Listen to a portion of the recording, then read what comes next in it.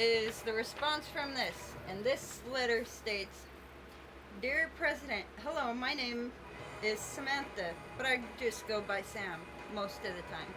I apologize ahead if this letter seems hateful, but is the hidden truth.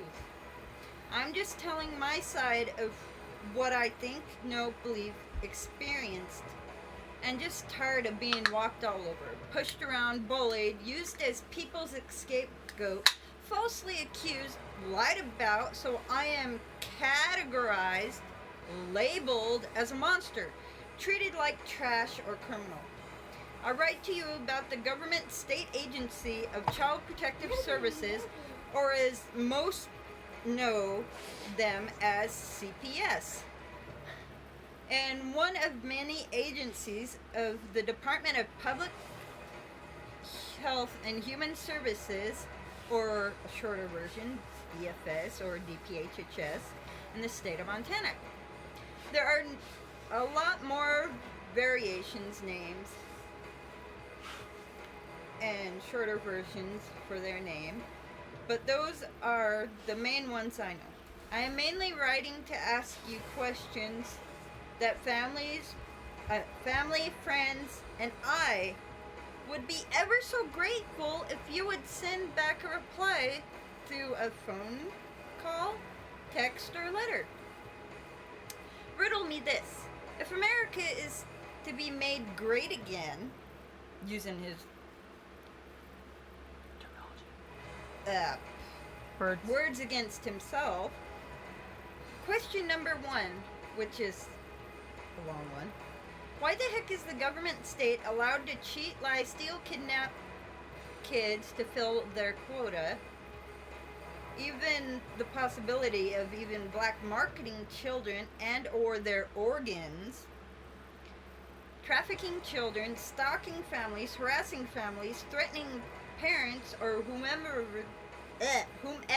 the legal guardian caring for the children are, unless the kids are in the state government system and places them wherever, then they don't care. Especially with the evil and corrupt, abusive, neglectful, hospitalizing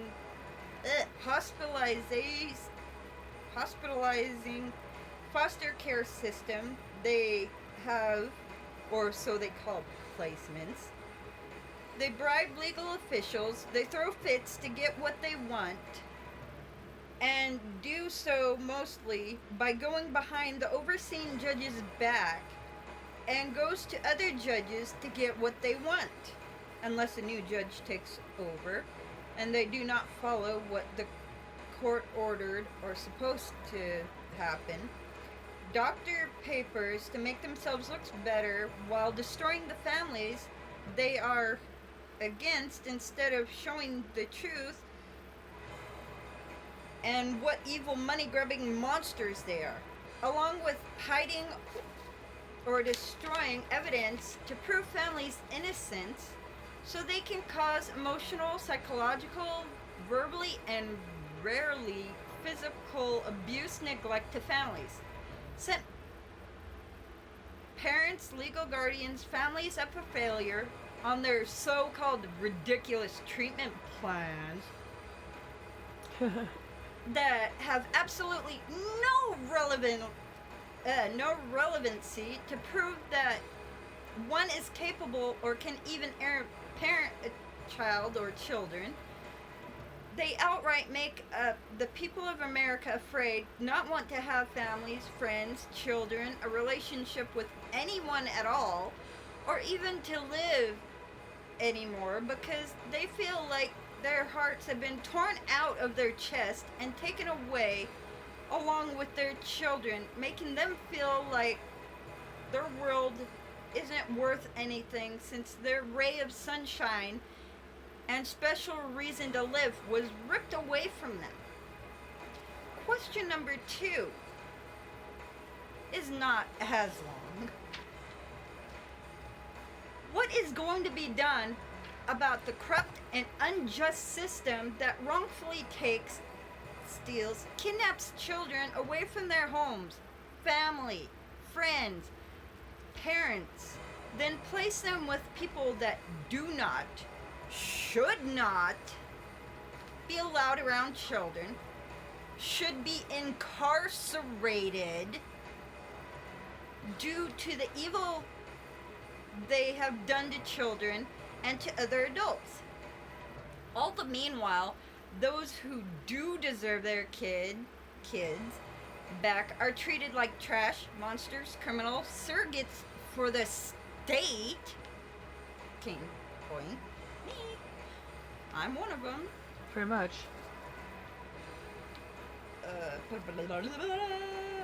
Or government, however you look at it, without pay, and set up for failure to make it so that they don't get reunified with their children or child, which causes them to agonize over the loss of their children and have to deal with all their emotional, psychological traumatization, along with causing parents, families, legal guardians to have to deal with PTSD from how their child, in a manner of speaking, were legally kidnapped, or as others think and say, illegally taking children from their homes and families without warrants, hard evidence, true probable cause, and not only going off of a stupid false accusation, along with the children also suffering as well and being forced to take drugs that sometimes, if not a majority of the time, will hospitalize them if they are taken off the drug, or in even worse cases, even die. Proven multiple times. Other organizations that help CPS are as the following. CASACAN, which is supposed to be advocates assigned for the children that are supposed to have the best interest of the child or children, which is the hugest lie ever, because I know, because I have experienced it numerous times. The hospitals that the children are born at, police, WIC program, in-home health nurses, pediatricians, if the parents challenge them on anything at all or argue with them about their child or children's health, people administering psychological evaluations. They all help CPS exploiting children and their families, along with tearing their families apart and outright ruining people's lives. CPS abuse, neglect children and laugh about it, then proceed to state that it was the families of all the children that were the abusive, neglectful ones. There is evidence all over the internet if you know where and how to look for it. Example, they ripped my eldest from me when it was feeding time for tests and evaluations to be performed on her, and said it was my fault that she was dehydrated, when they refused to allow me to feed her, then made her wait over 7 to 8 hours before she was allowed to be finally fed. CPS workers even admitted to me that they made my daughter wait that long while testing her before they let her eat. But if confronted, most likely they would deny it. They don't even look or use hard evidence whatsoever in court. They use false allegations and accusations to be used, along with lies they concoct to be used to make it so families lose their children, having a hard time fight to prove their innocence. when it is totally wrong. The family's constitutional rights amendments, parental rights, family rights are walked all over, spit upon, then ripped away without hesitation or explanation 90% of the time. Along with the judges that allow kidnapping, telling CPS that they had absolutely no right taking a child, yet to keep the child's sibling and away from the parents unless at a visit. Along with not restarting a case when proven to need to be restarted by a public defender improperly representing a client, on top of judges that absolutely do not allow one to speak or stand up for themselves to defend their innocence in court, to make them have bad marks on their criminal records. Here are more examples of their evil tyranny. Before court, I was allowed to review the police recordings of the interrogations of my soon-to-be ex-husband and myself's friend. The gal could not keep her story straight and was told that if she kept changing her story, and I could tell that her husband was going to back her up no matter what, none of it was reviewed in court. But she did admit in court that she lied because she was jealous and thought she could get my first child for herself because she believed her and her husband could not have children. But about a year after my first was taken, she started having kids. Another good example of their corrupt working and hiding evidence, my son's so-called father admitted throwing the phone that almost took my son's left eye out, but he got off the hook by saying that he wasn't aiming for my son. Telling the police other things that they refrained from putting in their reports made it seem like I was the culprit. Then I told the police I lied because I was scared of my son's father would do to me or my son, and their exact words, quote unquote, "You're just trying to save your ass now. You know that you're going to jail." Instead of trying to listen to me and understand why I said I was scared for me and my son. An example of abuse neglect, a CPS worker was abusive, neglectful to my daughters when I was finishing up a visit I was having with them. I was picking up and packing all their belongings. The CPS worker that was being the substitute while the original CPS worker was on maternity leave then stormed over to my mom and violently ripped my eldest off of her grandmother when she was going. All she was doing was giving a hug and sadly saying goodbye and that she loved her grandmother. Then the CPS worker proceeded to kick my second child in her car seat, scaring the daylights out of her, making my little girl's eyes, in a manner of speaking, bug out, saying that wasn't hurting her or doing anything wrong at all. Where'd it go? I know I'm here somewhere.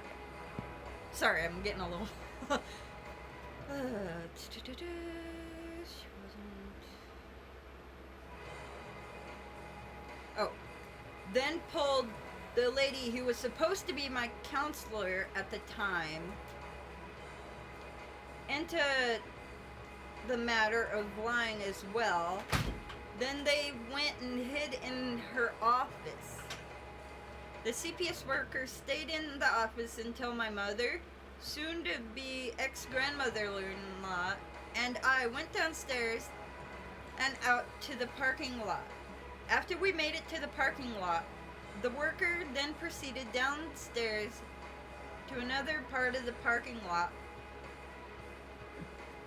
past us to the government state vehicle that she drove to the visit. All the meanwhile, yanking my daughter and dragging my eldest by one arm, roughly, abusively, bouncing my second daughter on her hip in her car seat, still scaring my children. Then proceeds to toss my eldest in the vehicle by one arm and could have easily popped her arm out of socket. Then slammed my other daughter's car seat down and buckled them up as fast as she possibly could, just so that she could have a stupid cigarette and blow it in their little faces before driving off while still smoking, which is against the law to smoke in a vehicle if and when there are children present in the vehicle. The worker was then reported to the police by my mother, soon to be ex-grandmother-in-law, and myself. We were laughed at by the police, saying that it couldn't have happened and that CPS is the good guys. So in defense of the children and all three of us reporting the incident of what happened, my mother, who is very protective of her children and grandbabies, chewed out the police and said something along this line. It's bad when the civilians have to do the police job, since all the police want to do is laugh at those who make reports and do not do their jobs to serve and protect the people from foreign and domestic enemies in any situation unless it benefits them in some sort of way. Multiple times.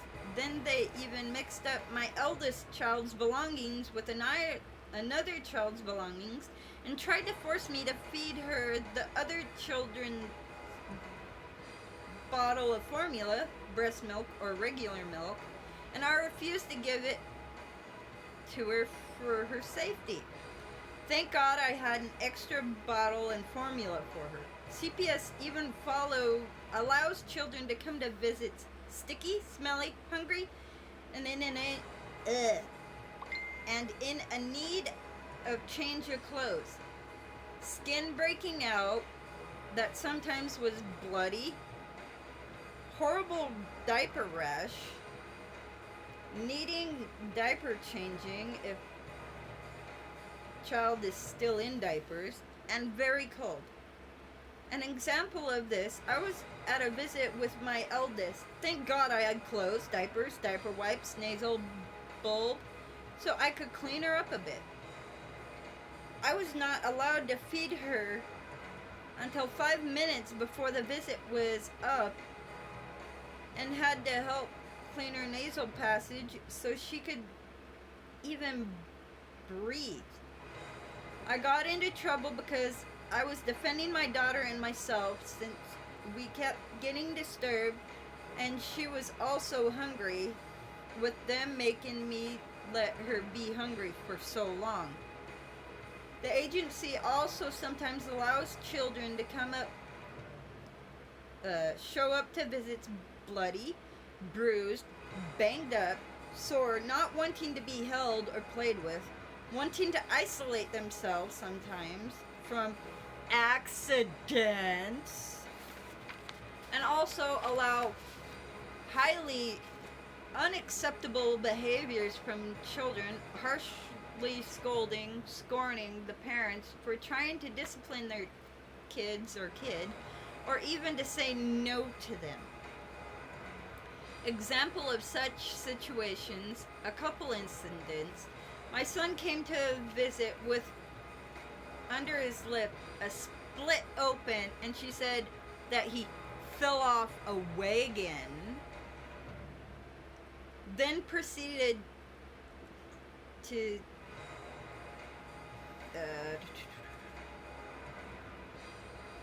my son to not wanting any type of contact with me at all, and wanting to keep his distance from me. Another incident, my son was being violent and was, as they call it, WWE wrestling with my mom's husband, with me asking him to stop and telling him no, and that it was inappropriate behavior, while the worker and Kazakhstan worker laughed at the situation. Along with, at another visit, I was being accused of sexually abusing my son. When I started to defend my son, when I brought up bruises in highly inappropriate places, but they denied seeing any, and they kept my son in diapers that he was allergic to for the longest time, so he gained a horrible diaper rash. Least but not last, Great Falls, Montana, also known as Crappy Falls, Montana, a certain judge waited, then told Child Protective Services, or as I now called them, child kidnapping and killing or hospitalizing government state services, that they had no right whatsoever to take my second child at all, straight from birth and arriving at the hospital, yet to keep her with her sister and away from their father and me unless at visits. Refusing to listen how wrongfully CPS harassed and threatened me at the hospital after my second was born, saying if I ever went near my baby girl that they would have me automatically thrown in jail. Joking, laughing, and being very rude, ignorant, saying ways they were going to keep my kids away from me, and if I don't do what they want, when they wanted, and how they wanted, would make sure I would never see my kids ever again, not leaving my hospital room until everyone in the room surrounded them and made them feel uncomfortable and chewing them out non-stop as they did me until they finally left. Also harassing me when my son was born also. Main reason why I started fighting them in court was because of my husband's friends. The gal was jealous and furious because she believed that her husband could not have children. So when she found out that my soon-to-be ex-husband and I were expecting a child, her mother, brother, even possibly father, and her all started to help her plot on how to take my first child away from me for herself. So the day of Christmas 2011, my husband's friend called and warned us that his wife was planning something bad and to not come over to their place. I don't know why my soon-to-be ex-husband didn't heed the warning. I told him that I did not want to go because it didn't feel right, and yet he made me and our 1 month, 4-day-old daughter go to their place. His friends were drunk when we arrived so that we could do they were drunk when we arrived so that we could do a quick gift exchange. And when we ended up playing a few video games and chatting, my soon-to-be ex went out for a smoke with his buddy. Just long enough for me to change, feed, burp, and rock my daughter to sleep. Then went home after I told him I don't feel comfortable. At 3 a.m. the next morning, when it was feeding time for my daughter, police were banging all over the house and flashing their flashlights into each window, switching from banging on the side door, then the front door, with absolutely no warrant at all or anything but false accusations. The CPS worker and another, if I remember, pushed their way into the house demanding for my baby and me. Rip my baby away from my hopefully soon to be ex's arms if the court workers pull their heads out of their butts, and quit messing around and let me divorce him, yelling, screaming, demanding for me while I was getting dressed. Before they stole my baby to take her to the hospital to do test evaluations, after refusing to allow me to feed her. They took me and my soon-to-be ex that there were no signs, told us that if there were no signs of abuse, neglect, that they would return my baby. When we were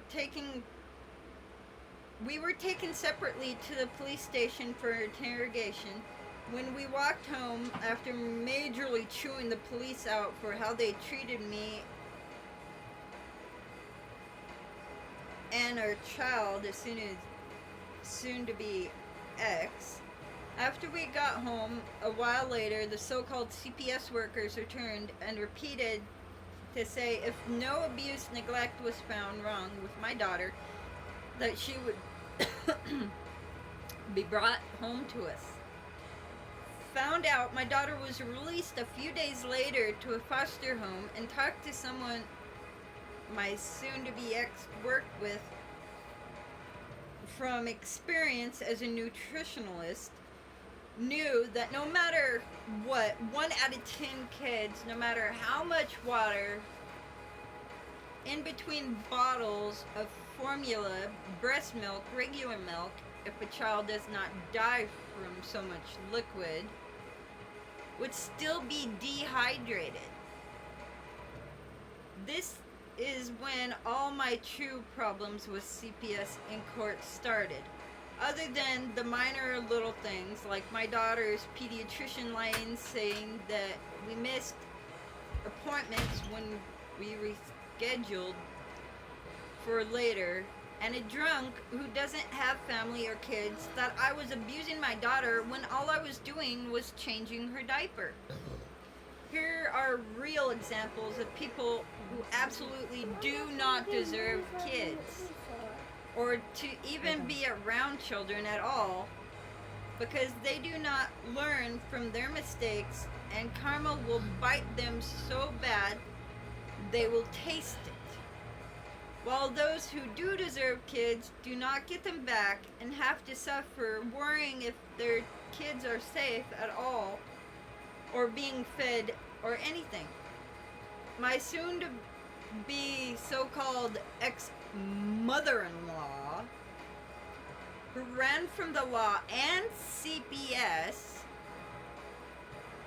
when she crashed into a church, which is child endangerment for not getting the child checked after the wreck to see if she was okay, was abusive, neglectful, way too controlling of her own children, learning to be a druggie from her husband, who know if they do or do not still do drugs, and may be drugging my babies, yet was given my daughters and allows them around their mother, who buys and sells drugs, along with gives away to friends and family some of her meds, if not sells them to them while smoking pot around my kids when she visits her mom with my kids around her. Then there is my son's so-called father, who molested his own little cousin, from what I understand. Also tried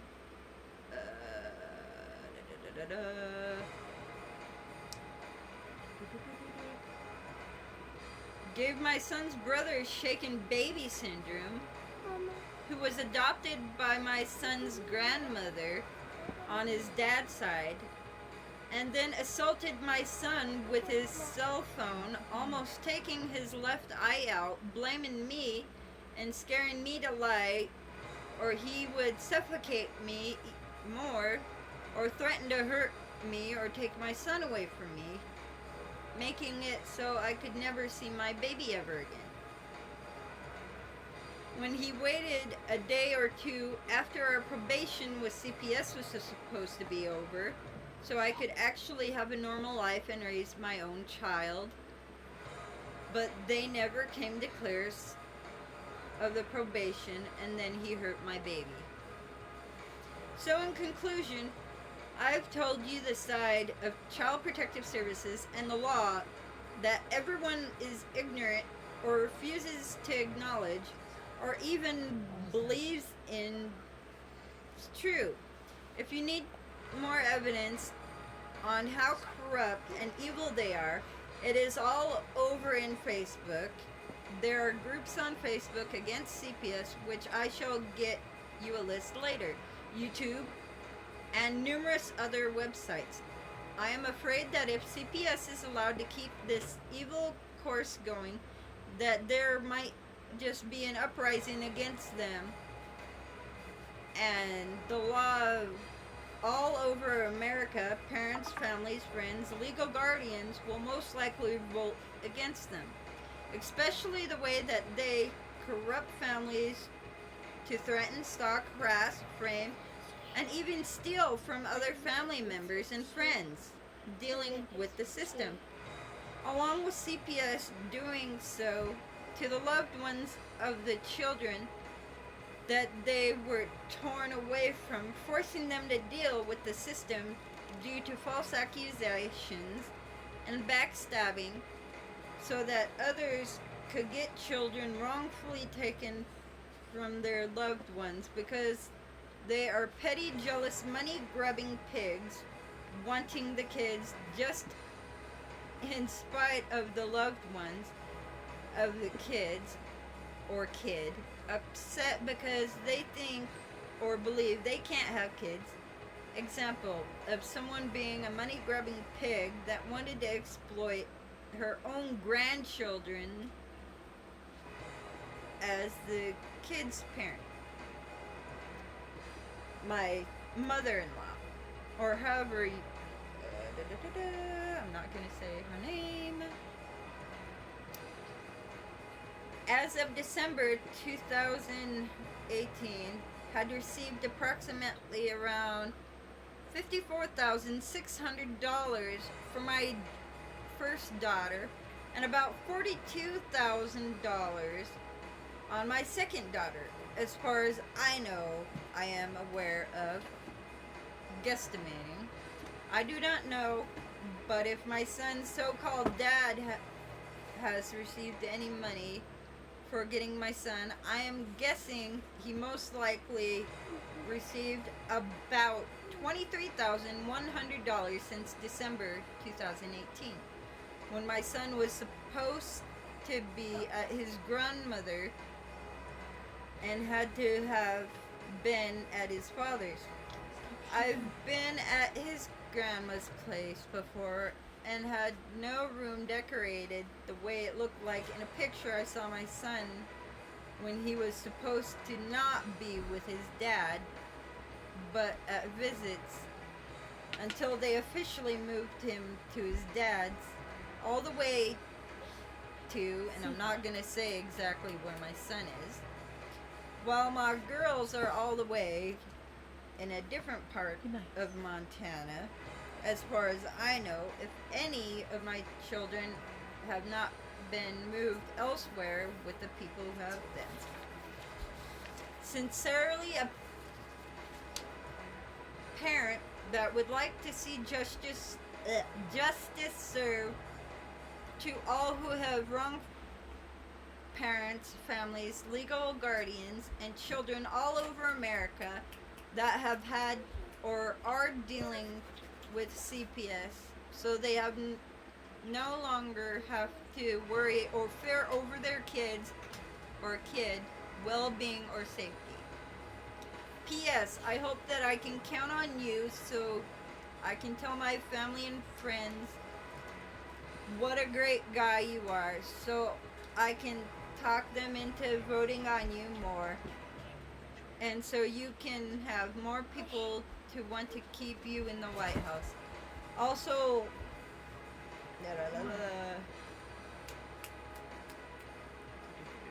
where am I? Where am I? Also, Turn the light on. I already for fed your him. help The food's already over and there. protection. Oh, also, I ask of you for help and protection from Child Protective Services, since I will not give up on finding a way to get my kids back home, and that I am also going to have another child in May or June.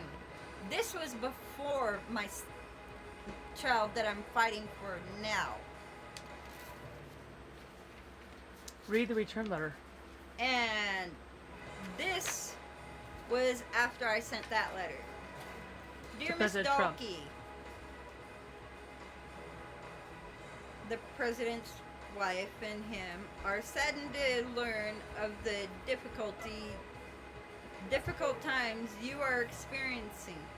Please know that we send our prayers and well wishes. We hope your enduring spirit will overcome any challenge, and that you find comfort and strength in your faith during this time. Sincerely, the President. That's President Trump, Yep. supposedly. And So. then my second letter that I sent to the White House, which inside I'm laughing, but other than laughing, I'm like, okay, what the heck? The second response from the White House pretty much told me that there's a group of people that go through the president's mail and pretty much says what he can and cannot go through of his own mail. And that letter